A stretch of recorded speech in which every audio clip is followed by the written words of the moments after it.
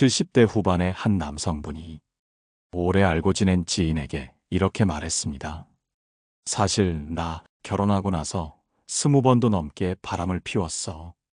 그런데 한 번도 들킨 적이 없었지. 듣는 사람이 숨을 들이켰습니다. 농담이겠지 했는데 표정이 너무나 담담했습니다. 그의 말은 이어졌습니다. 들키지 않는 데엔 다 이유가 있어. 다들 바보 같아서 들키는 거야. 이 대화를 처음 접했을 때 많은 분들이 충격을 받으실 겁니다. 하지만 이 이야기는 단순한 고백이 아닙니다. 노년에 이르러서도 배우자와의 신뢰를 깨뜨리고 살아가는 이들이 실제로 존재한다는 현실을 말해주고 있습니다. 우리는 나이가 들수록 모든 것이 원만해지리라 기대합니다.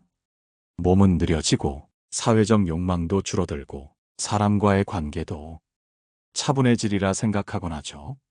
그런데 의외로 노년에 접어들며 자신의 외로움, 억눌린 감정, 과거의 회한 등을 이유로 감정을 밖으로 뻗어내는 분들이 있습니다.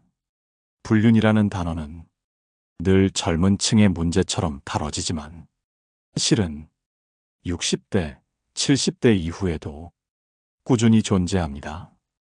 혼자 사는 시간이 많아지고 배우자와의 대화가 줄어들고 감정을 나눌 창구가 사라질수록 누군가에게 마음을 기댈 수 있다는 그 작은 가능성이 일생을 흔들 수도 있습니다.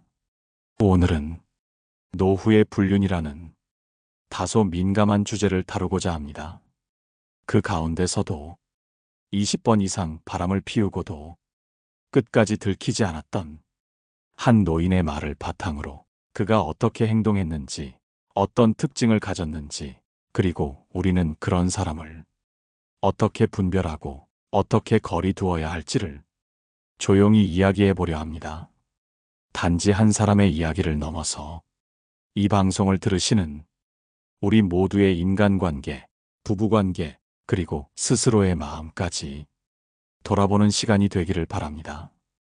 이야기를 시작하기에 앞서 중요한 점 하나를 짚고 가야겠습니다. 누구나 실수할 수 있고 사람은 완벽하지 않습니다.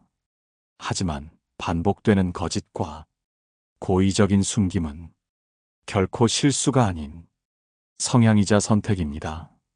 그 사람이 한두 번의 외도를 넘어서 20번 넘게 반복했다는 건 그 속에 정확한 의도와 계산이 있었다는 의미입니다. 그리고 그가 들키지 않았다는 건 배우자 혹은 주변 사람들에게 얼마나 치밀하게 자신을 숨겼는지를 보여주는 것입니다. 지금부터 그 이야기를 조금씩 꺼내보겠습니다. 그가 말한 들키지 않는 비결, 그리고 우리가 그런 사람을 어떻게 알아봐야 할지 하나하나 짚어드리겠습니다. 그 노인은 말했습니다. 사람들이 바람 피우다 걸리는 건 티를 내기 때문이야. 사소한 것 하나라도 흔들리면 바로 들켜. 그가 처음 이야기한 첫 번째 비결은 감정을 절대 드러내지 않는 것이었습니다. 어떤 상대에게 마음이 있더라도 그 마음을 일상에 섞지 않는다고 했습니다. 늘 똑같은 표정, 똑같은 말투, 똑같은 행동을 유지하는 것. 사람들은 표정과 말투가 바뀌는 순간 눈치를 채기 시작한다고 했습니다. 예를 들어 배우자에게 조금 더 친절해진다든지, 갑자기 핸드폰을 잘 숨긴다든지, 늦는 날이 많아진다든지 하는 것들. 이런 변화는 상대방을 불안하게 만들고 그 불안은 곧 의심으로 이어집니다. 하지만 이 노인은 나는 늘 똑같았어. 전화도 당당하게 받고 늦는 날엔 그냥 이유를 간단히 말했지. 라고 말했죠. 사람은 본능적으로 감정에 따라 행동이 변하게 되어 있습니다. 하지만 이 노인은 자신의 감정을 완전히 분리해 일상생활에 섞지 않았다고 말했습니다. 마치 배우가 무대 밖에서는 극중 감정을 내려놓든 말이죠. 이것은 분명 누구나 할 수 있는 일이 아닙니다. 감정을 숨기려 해도 얼굴에 드러나고 말투에 묻어나고 습관에 배어나기 마련입니다. 그런데 그는 오랜 시간 훈련하듯 자신을 관리해온 사람처럼 말했습니다. 두 번째로 그가 강조한 것은 돈을 쓰지 않는 것이었습니다. 그는 말했습니다. 사람들은 바람 피울 때 비싼 선물, 밥값, 여행으로 돈을 쓰니까 걸리는 거야. 나는 늘 똑같이 썼어. 그 이상도 이하도 아니었지. 어쩌면 돈의 흐름이야말로 누군가를 들키게 만드는 가장 확실한 증거일지 모릅니다. 카드값이 늘어나거나 현금이 빨리 떨어지면 의심은 시작되고 꼬리를 잡히기 마련입니다. 하지만 이 노인은 자신의 소비 패턴에 흔들림이 없었다고 말했습니다. 어떤 분들은 그럼 외도 상대에게는 어떻게 했느냐? 궁금하실 겁니다. 그는 이렇게 말했습니다. 그쪽도 외롭고 정이 고팠을 뿐 돈 바라는 사람은 아니었어. 감정만 나누면 됐지. 이 말이 얼마나 위험한 건지 잠시 멈추어 생각하게 됩니다. 외로움이라는 이유로 다른 사람에게 기대고 자신의 외로움을 해소하기 위해 다른 이의 인생에 조용히 발을 들이는 것. 이것은 단순한 감정의 문제가 아닙니다. 한 사람의 인생 전체를 흔들어 버릴 수도 있는 일입니다. 이제 우리는 이 노인의 말에서 두 가지를 짚었습니다.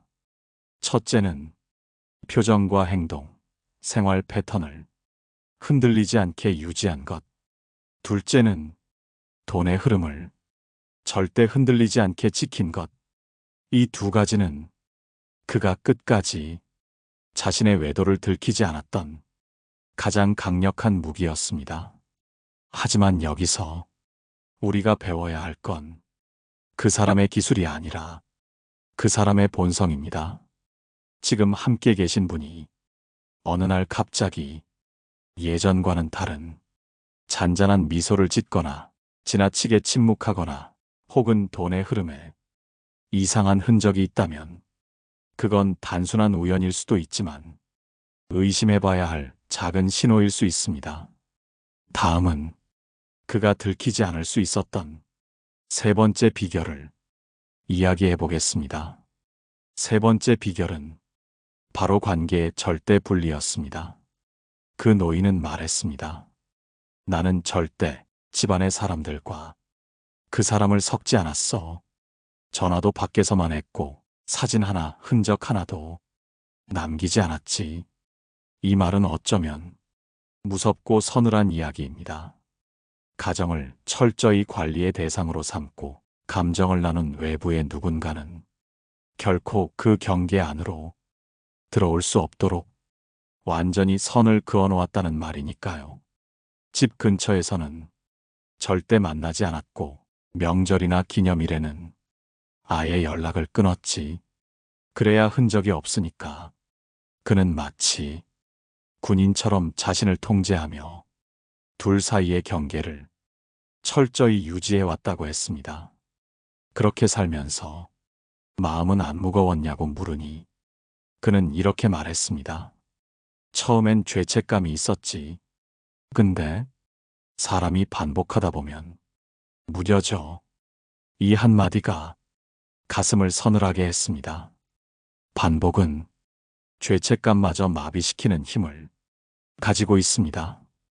처음엔 미안했고 두려웠고 어색했던 일도 반복하다 보면 익숙해지면 합리화되고 결국은 그게 자기 인생의 일부가 되어버립니다. 이 노인이 20번 넘게 바람을 피워도 한 번도 들키지 않았다는 말은 놀랍기도 하지만 무섭기도 한 일입니다. 왜냐하면 그 안엔 단순한 기술이 아니라 오랜 시간에 걸쳐 쌓아온 이중적인 삶이 들어있기 때문입니다. 그는 삶을 두 개의 방처럼 나누고 살았습니다. 하나는 가족과 함께 사는 현실의 방, 다른 하나는 감정을 나누는 은밀한 방. 두 방은 절대 연결되지 않았고 서로의 존재를 알지도 못한 채 그저 그 안에서 자기 역할만을 수행하며 사는 것입니다. 이렇게 살아온 사람은 겉으로는 아무 일 없는 듯 평온해 보일 수 있습니다. 늘 웃고, 늘 착하고, 늘 가정적인 사람처럼 보일 수 있습니다. 하지만 속마음은 철저하게 분리되어 있고 자신만의 기준과 방식으로 진실을 숨기고 살아갑니다. 그는 마지막으로 말했습니다. 들키지 않은 게 자랑은 아니야. 다만 사람은 누구나 자기 외로움을 어디엔가 묻고 산다고 봐. 이 말은 결국 자기 고백이었습니다. 외로움이라는 이름으로 자신을 정당화해왔던 세월. 그 세월이 이제는 자기 인생 전체를 덮고 있다는 걸 그도 알고 있었던 겁니다. 지금 우리가 이 이야기를 듣는 이유는 외도하는 이의 기술을 배우기 위함이 아닙니다. 그 삶이 보여주는 무서운 이면을 직면하기 위함입니다. 그는 늘 겉은 평온했지만 속은 조용한 갈등과 두려움으로 가득 차 있었다고 말했습니다. 잠을 자면서도 문득 아내의 눈빛이 떠오르면 잠이 깨곤 했고 아무 말 없이 밥을 차려주는 손끝에서 괜히 죄책감이 올라왔다고 했습니다. 다만 그 죄책감도 하루 이틀 지나면 익숙해지고 다시 제자리로 돌아오면 다 잊혀졌다고 말했습니다. 이제 그는 늙었습니다. 그의 말처럼 지금은 그 누구와도 연락하지 않는다. 고 말하지만 그가 앉아있던 자리에는 한숨이 깊게 내려앉아 있었습니다. 다음 이야기에서는 이 노인의 가족이 그의 삶을 어떻게 느꼈는지, 그리고 아내가 끝내 알게 된 진실 이후 보인 반응을 나누어 보겠습니다. 그 노인의 이야기를 들은 어느 날 우연히 그의 아내를 마주하게 되었습니다. 겉보기엔 조용하고 단정한 분이셨지만 눈빛은 깊은 바다처럼 말 못할 사연들을 담고 있는 듯 했습니다. 그분은 먼저 말하지 않았습니다. 조심스럽게 말을 건네니 잠시 침묵 끝에 작게 웃으며 입을 열었습니다. 그 사람 바람 피우는 거 처음엔 몰랐지. 근데 사람이 같이 오래 살다 보면 모릅니다. 느껴져요. 말투, 눈빛, 잠자는 시간, 옷 입는 방식, 휴대전화 드는 자세까지 다 변하거든요. 이 말은 정말 가슴 깊숙이 들어왔습니다.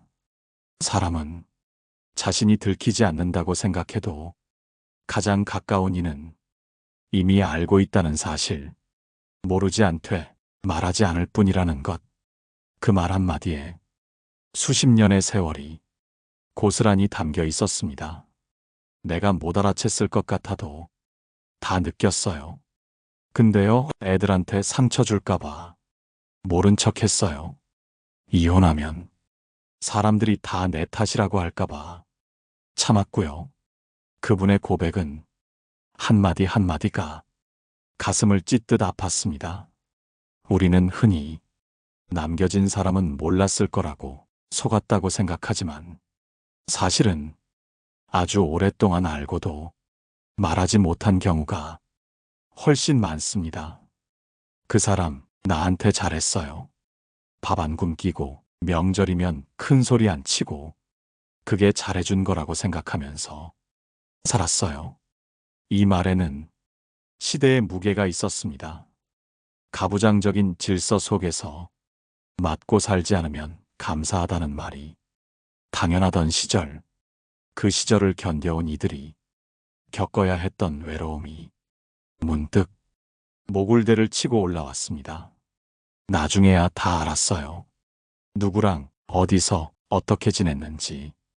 근데 그걸 따지고 화내고 그러는 것보다 그냥 내가 안 바보처럼 살아야겠다는 생각이 들더라고요. 그분은 분노보다 자기 존엄을 선택하셨습니다. 상대방의 잘못으로 자신의 삶이 무너지는 걸 허락하지 않으셨습니다. 이 말이 진짜 강한 사람이 누구인지를 보여줍니다. 지금은요, 그 사람이 나한테 뭘 잘못했는지 하나하나 말할 생각 없어요. 그 사람도 이제 늙었고 나도 늙었으니 그냥 내 속만 덜 상하게 살고 싶어요. 이 말은 정말 많은 것을 함축하고 있습니다. 살면서 한 사람의 잘못으로 인해 자기 마음을 끝까지 망가뜨리지 않겠다는 단단한 다짐이자 이미 용서 아닌 용서로 자기 인생을 회복해낸 삶의 태도였습니다. 그분은 어떻게 그걸 다 참았냐는 질문에 아주 단순한 듯 이렇게 말했습니다. 내 자식들한테 아버지가 어떤 사람인지 굳이 말하지 않아도 시간 지나면 다 보이거든요. 그 말처럼 진실은 언제나 시간이 보여주는 법입니다. 당장은 감춰질지 몰라도 세월은 결국 모든 것을 드러냅니다. 그리고 그 시간이 흐르는 동안 묵묵히 자기 자리를 지키는 사람의 고요한 품격은 끝내 가장 깊은 울림으로 남게 되는 것이겠지요. 이제 이야기는 그 노인이 마지막에 어떤 말을 남겼는지로 이어지려 합니다. 노년의 시간 속에서 무엇이 가장 아프고 무엇이 가장 후회로 남았는지 곧 전해드리겠습니다. 그 노인은 마지막엔 혼자 남았습니다. 건강도 체력도 예전 같지 않아 지팡이를 짚고 천천히 걷는 모습은 어딘가 외로워 보였습니다. 예전에는 말수가 적고 늘 여유 있는 척했지만 이제는 누군가 말을 걸어주길 바라는 사람처럼 눈빛에 외로움이 서려 있었습니다. 그가 오래전 자신이 바람을 피운 얘기를 스스럼 없이 꺼내며 했던 말이 있습니다. 여자들은 몰라도 다 알아요. 근데 가만히 있는 거야. 애들 때문에, 세상 눈 때문에 내가 잘난 줄 알았는데 아니더라고. 그리고는 이 말을 덧붙였습니다. 결국 내가 혼자 남았어요. 그게 벌인가 봐요. 남들 눈엔 내가 아직도 괜찮아 보일지 몰라도 내 마음은 하루하루 비어가고 있어요. 이 말이 무엇보다 아프게 다가왔습니다. 사람은 자신이 한 선택의 대가를 결국 스스로 감당해야 한다는 진실. 그것은 시간이 흐를수록 더 무겁게 다가오는 것이죠. 그는 자신이 저질렀던 많은 일들을 이제 와서 고백하는 이유를 이렇게 말했습니다. 지금 와서 누구한테 사과해도 그 사람이 받지도 않을 거예요. 근데요, 그래도 내가 이런 사람이었단 걸 누군가에겐 말하고 싶었어요. 사람은 살아오면서 지은 업을 마음속에 담아두면 그 무게가 노년에 와서야 비로소 더 또렷해진다고 합니다. 그는 한순간의 쾌락, 자기만의 자유를 위해 아내의 속을 수십 번 찢었고 자식들의 믿음을 조금씩 갉아먹었습니다.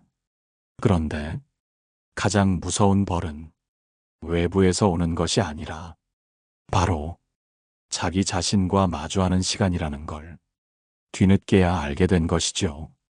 밤에 혼자 누워 있으면 그 사람 생각이 나요. 내가 상처 준 얼굴, 속상해서 울던 목소리, 그게 머릿속에서 떠나질 않아요. 이 말은 상대방의 고통이 이제는 자신의 고통이 되어 돌아왔다는 뜻입니다. 우리는 무언가를 할 때 눈앞의 이득만 보지만 노년이 되면 그 이득이 얼마나 큰 대가를 불러오는지 뒤늦게 깨닫게 됩니다. 그 노인은 이제 와서도 혼자 밥을 먹고 혼자 잠을 자고 혼자 병원에 가야 하는 일이 제일 고통스럽다고 말했습니다. 아내와 함께 갔던 시장길, 함께 앉아있던 식탁, 함께 웃던 텔레비전 소리, 모든 것이 이제는 과거로만 남았고 그 시간들이 자신이 뿌린 씨앗의 결과라는 걸 몸으로 느끼고 있었습니다. 그는 마지막에 조용히 말했습니다. 나는 지금 사람을 부르면 오는 사람이 없어요.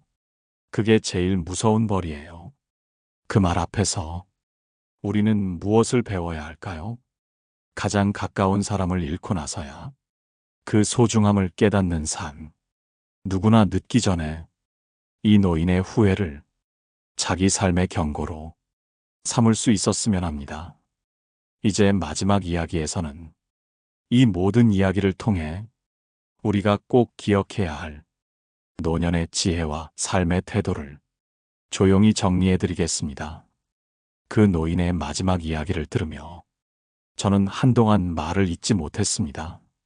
그가 흘리는 눈물은 단순히 후회에서 비롯된 것이 아니라 자신이 잃어버린 시간과 그 시간 속에서 멀어진 사람들에 대한 깊은 고독에서 나온 것이었습니다. 우리는 흔히 노년은 고요하다고 말합니다. 하지만 실은 그 고요함은 혼자가 되어야만 들리는 내면의 소리이기도 합니다. 젊었을 때는 그저 괜찮겠지 하고 넘겼던 일이 나이 들고 나면 잊히지 않는 장면이 되어 자꾸 마음속에서 되풀이됩니다. 그것은 상처받은 사람의 얼굴, 그리고 그 얼굴을 기억하는 자신의 양심입니다. 이 노인의 삶이 모든 이의 삶과 같지는 않겠지만 그가 했던 실수, 그가 흘린 눈물은 우리가 살아가는 길에 분명한 경고가 되어줄 수 있습니다.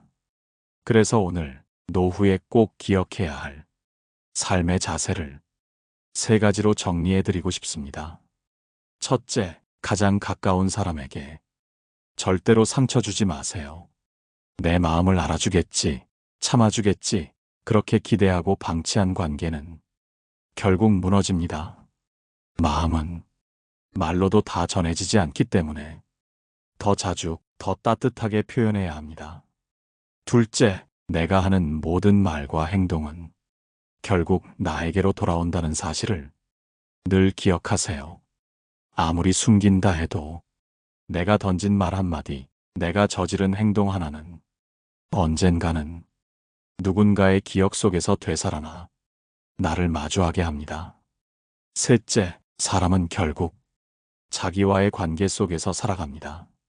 노년이 되면 사람들과의 관계도 중요하지만 그보다 더 중요한 건 내가 나를 어떻게 기억하는가입니다. 부끄러운 기억, 회피하고 싶은 후회가 쌓이면 그 어떤 좋은 인연도 마음을 채워주지 못합니다. 그러니 지금부터라도 내가 나를 사랑할 수 있는 삶, 누구 앞에서도 고개 들고 웃을 수 있는 정직한 삶을 시작하셔야 합니다. 이 방송을 듣고 계신 우리 어르신들 중에는 이미 그런 삶을 살고 계신 분들도 있고 또 어떤 분은 마음속에 묵직한 후회를 품고 계실지도 모릅니다. 하지만 지금이라도 늦지 않았습니다. 미안했던 사람에게 한마디 따뜻한 안부를 건네보세요. 잊었다고 생각했던 관계에도 작은 진심 하나만 보태면 생각보다 쉽게 열리는 문이 있을 수 있습니다. 그리고 혹시라도 외로움을 견디고 계시다면 당신은 혼자가 아니라는 말씀도 꼭 드리고 싶습니다.